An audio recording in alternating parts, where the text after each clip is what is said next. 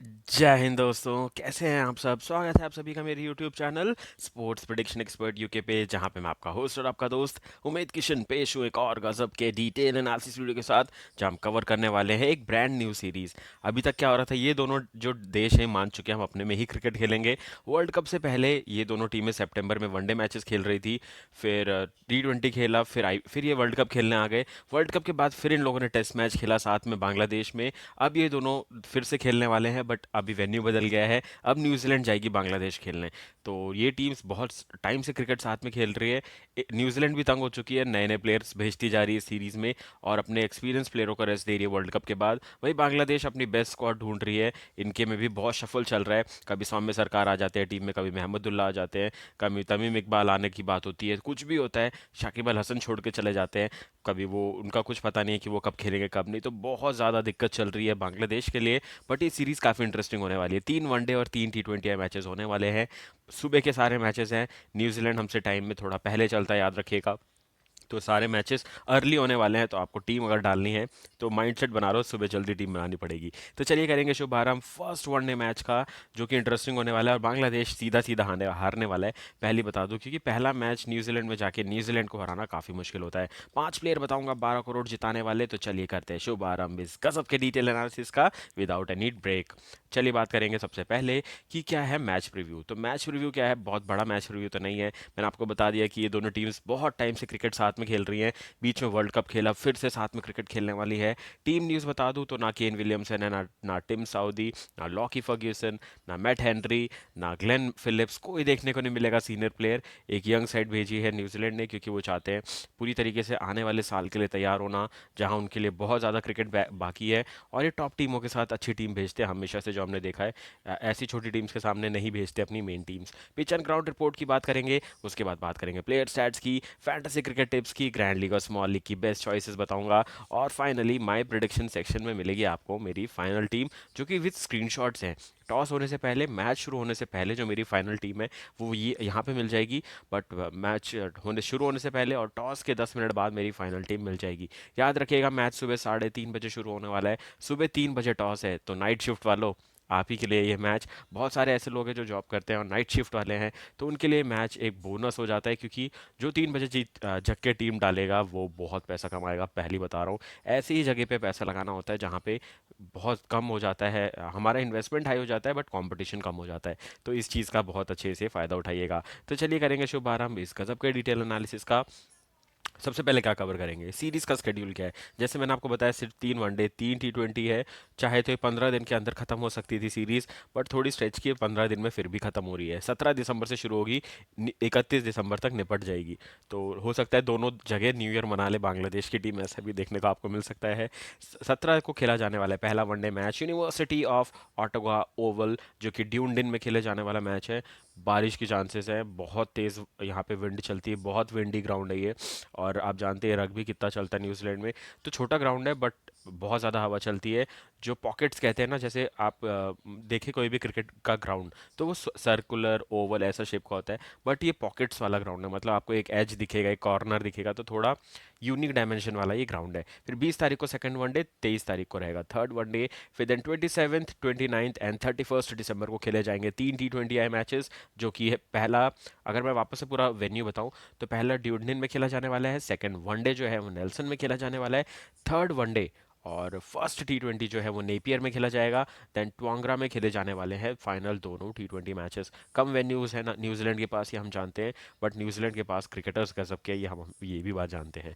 पहला क्वेश्चन पूछ लेता हूँ आप सभी से इस मैच का, अगर आपको जीतना है गिव अवे। तो first question for this match, New Zealand से ओपनिंग कौन करने वाला है, इसका आंसर दे दीजिए इन दी कमेंट सेक्शन। फिल एलन है एक बहुत अच्छे कंटेंडर, विल यंग ओपनिंग करेंगे कि नहीं ये देखना पड़ेगा, या फिर एक नया ओपनर लेके आए, या फिर टॉम लेथम बोलेंगे कि मैं खुद से ओपनिंग कर लेता हूँ। बहुत ज़्यादा चांसेस है ओपनिंग कॉम्बिनेशन चेंज होने की। तो आपको बताना है कौन होगा ओपनिंग पेयर फॉर न्यूजीलैंड। बढ़ते हैं आगे। सबसे पहले अब इसके बाद हम जो डिस्कस करने वाले हैं वो है ये कि दोनों टीमों का स्क्वाड क्या है। तो स्क्वाड है काफ़ी गजब का, जहां आप देखेंगे तो अगर मैं वापस से स्क्वाड दिखाऊं आपको, तो स्क्वाड की अगर मैं बात करूं, पहले नजमुल हुसैन शंतो देखने को मिलेंगे आपको, फिर तावरे धिद्रॉय इनके पास हैं। बट मुझे लगता नहीं है कि ज़्यादा क्रिकेट मिलेगा देखने को। और इंटरेस्टिंग पिक है कि ऐसा क्यों किया गया, ऐसे टीम क्यों सेलेक्ट की गई और स्क्वाड ऐसा क्यों लाया गया। तो तमीम हसन तामीम दिखेंगे आपको। मैं थोड़ा सेंटर में आ जाता हूँ, तो अगर आप यहाँ देखेंगे तो उसके बाद अनामुल हक दिखेंगे आपको, बिजॉय, फिर ताउरे दिद्रॉय जिनका नाम मैंने मैं ले लिया, मुशफिकुर रहीम फिर से पिक हो गए हैं। टेस्ट मैचेस खेले थे अभी, आपने देखा था हैंडलिंग बॉल के चक्कर में आउट हुए थे। उसके बाद हमने देखा है लिटिल दास ओपनिंग करेंगे, यहाँ तो ओपनिंग का कोई दिक्कत नहीं है। अफीफ हुसैन मिडल ऑर्डर में खेल सकते हैं, सौम्य सरकार को मौका मिला है। और उसके बाद मेहंदी हसन मिराज, मुस्तफिजुर रहमान, शरीफुल इस्लाम, तंजीद हसन शाकिब, हसन महमूद, रिजाद हुसैन एंड राकिबुल हसन। तो राकिबुल हसन एक अच्छे बॉलर हैं, तो इनको मौका मिल सकता है क्योंकि ज़्यादा पेस बॉलर नहीं है, ना तस्किन अहमद है ना ताइजुल इस्लाम।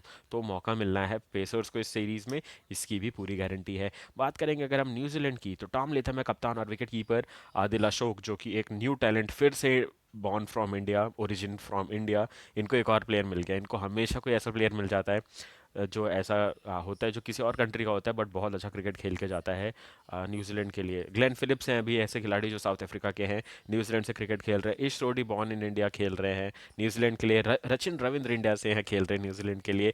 और अब ये देखने को मिलेंगे आपको जो आपको आदि अशोक हैं, ये भी डेब्यू कर जाएंगे इस सीरीज़ में, जो कि बॉर्न इन इंडिया हैं और खेलते हैं क्रिकेट न्यूजीलैंड से।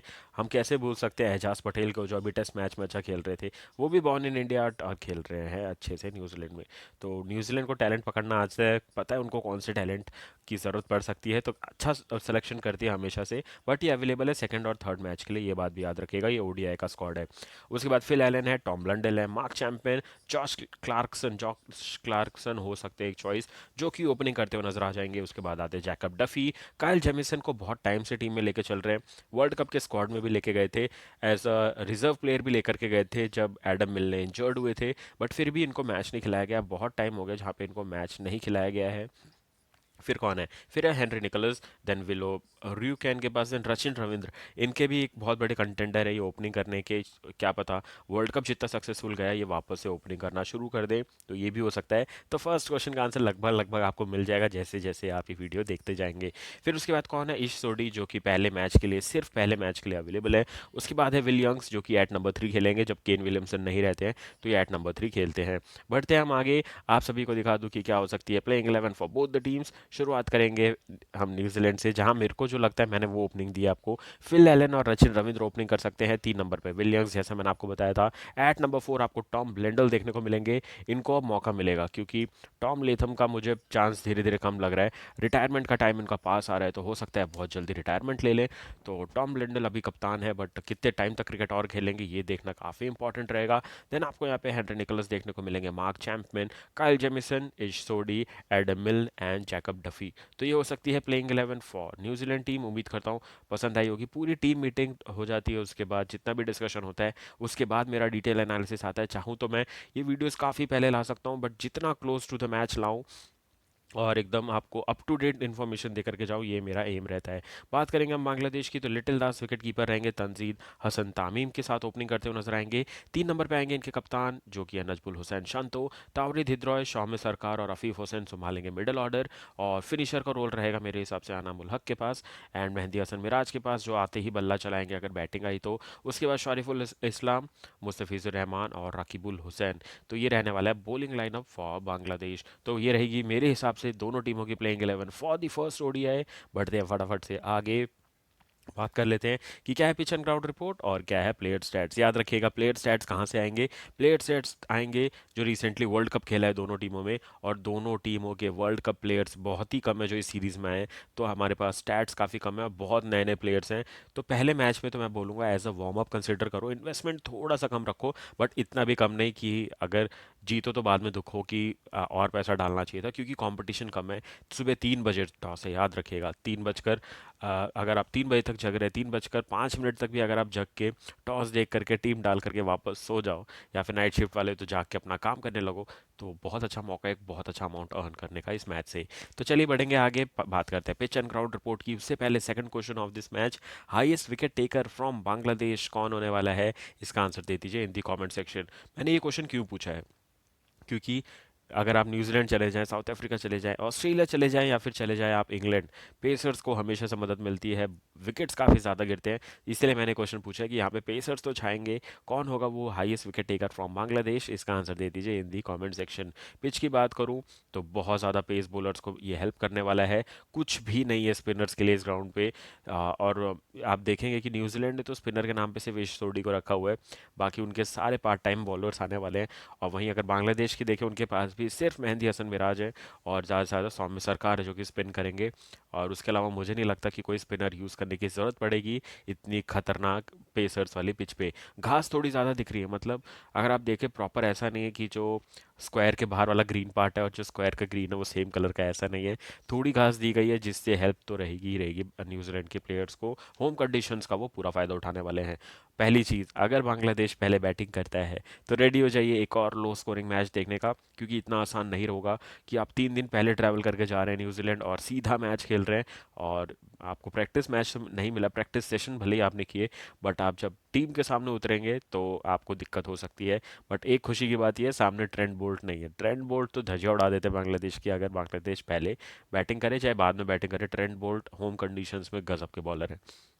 टोटल अभी तक 11 वनडे मैचेस यहाँ खेले जा चुके हैं, जहाँ 5 जीते हैं पहले बैटिंग करने वाली टीम ने, 6 जीते हैं यहाँ पे चेजिंग टीम ने। एवरेज फर्स्ट इनिंग्स स्कोर क्या है? 232। सेकंड इनिंग का क्या है? 195। तो मान के रखो बिल्कुल भी हाई स्कोरिंग मैच नहीं होने वाला है। और उसके बाद वाला पॉइंट, अगर आप देखिए जितनी धूप आपको इस इमेज में दिख रही है, इतनी धूप नहीं निकल रही है न्यूजीलैंड के इस ग्राउंड के आसपास। बादल बने हुए हैं, हवा तेज़ चलती है, बारिश कभी भी आ सकती है, बहुत ज़्यादा अनप्रिडिक्टेबल वेदर दिख रहा है। तो हो सकता है ये मैच भी थोड़ा ओवर्स कट होंगे, बट इतनी ज़्यादा बारिश नहीं होगी। और ड्रेनेज तो आपको पता ही न्यूजीलैंड का अच्छा है, तो जल्दी जल्दी पैकअप करके रिकवरी होती है और फटाफट से मैच स्टार्ट होता है, ये हमने हमेशा से देखा है। तो यहाँ पे अगर अनप्रिडिक्टेबिलिटी होती है तो वेदर को पूरा जज करके रखा जाता है, ये होगा तो हम ये एक्शन लेंगे तो इससे मैच जल्दी रिज्यूम हो जाएगा। तो न्यूजीलैंड पूरी तरीके से प्रिपेयर्ड रहता है इस चीज़ के लिए, all thanks to their groundsman. बात करेंगे क्या करना चाहिए कैप्टन को, तो मेरे हिसाब से टॉस जीतकर बॉलिंग कर लो, फ्रेश पिच है, सुबह का मैच है और स्विंग अच्छा खासा मिलेगा, तो पहले पहले अच्छी खासी स्विंग का फ़ायदा उठाओ, जब पिच कंडीशंस का पता चल जाए तो आराम से बाद में बैटिंग करो। तो ये मेरा एनालिसिस है, ये जो काम आने वाला है दोनों टीमों को। अगर मैं बात करूँ विन परसेंटेज की, 70% चांस है न्यूजीलैंड जीतेगा ये मैच, 30% चांस है कि बांग्लादेश जीतेगा। 30% क्यों? क्योंकि सामने न्यूजीलैंड भी एक यंगस्टर्स वाली टीम है। अगर सिर्फ टॉम लेथम को हटा दें, मैट हेनरी को हटा दें, टॉम ब्लेंडल को हटा दें, आप ये 3 बैटिंग ऑर्डर में अगर आप हटा दें, और रचिन रविंद्र अभी भी नए हैं, याद रखिएगा, ये नहीं कि वो बहुत एक्सपीरियंस्ड हो गए, वो भी नए हैं अभी। तो हो सकता है न्यूजीलैंड की भी बैटिंग थोड़ी लड़खड़ा सकती है, क्योंकि पिच कंडीशंस ऐसी है और सामने बांग्लादेश की टीम कैसी बॉलिंग कर जाएगी कोई भरोसा नहीं है। तो कुछ भी हो सकता है, cricket is a unpredictable game and a funny game, तो कुछ भी हो सकता है। चलिए हम बढ़ेंगे आगे, बात करते हैं player stats for both the teams. शुरुआत करेंगे हम सबसे पहले किससे? बांग्लादेश के प्लेयरों के साथ, जो कि वर्ल्ड कप स्टैट्स लेकर के आया हूँ मैं आप सभी के लिए। पहले किसका देखेंगे? पहले हम देखेंगे लिटिल दास का, जिनने 9 मैचेस खेले थे पूरे के पूरे वर्ल्ड कप में और बनाए थे सिर्फ 284 रन, 76 इनका हाईएस्ट स्कोर, 215 ने लगाई थी। देन नजबुल हुसैन शंतो, 9 मैचों में सिर्फ 222 रन, 19 का हाईएस्ट स्कोर था, 2 हाफ सेंचुरीज इनके बल्ले से आई थी। इनने एशिया कप गजब खेला था, इनने इससे पहले की न्यूजीलैंड वर्सेस बांग्लादेश सीरीज अच्छी खेली थी, और उससे पहले भी ये क्रिकेट अच्छा खेल करके आ रहे थे। Player to watch out for थे मेरे हिसाब से बांग्लादेश के लिए, बट पता नहीं क्या प्रेशर आया इनके ऊपर, टॉप ऑर्डर फ्लॉप होता था, लोअर ऑर्डर फ्लॉप होता था, ये भी फ्लॉप हो गए थे। पूरी तरीके से धराशायी दिखी बांग्लादेश की टीम इस वर्ल्ड कप में। बात करेंगे मेहंदी हसन मिराज की, 9 मैचों में 201 रन, 57 इनका हाईएस्ट स्कोर, एक अर्धशतक इनने भी लगाया था। पहली बात, एक भी सेंचुरी नहीं थी इनकी तरफ से वर्ल्ड कप में, ये सबसे खराब चीज़ हुई थी। उसके बाद कौन है? तावरीद हिद्रॉय।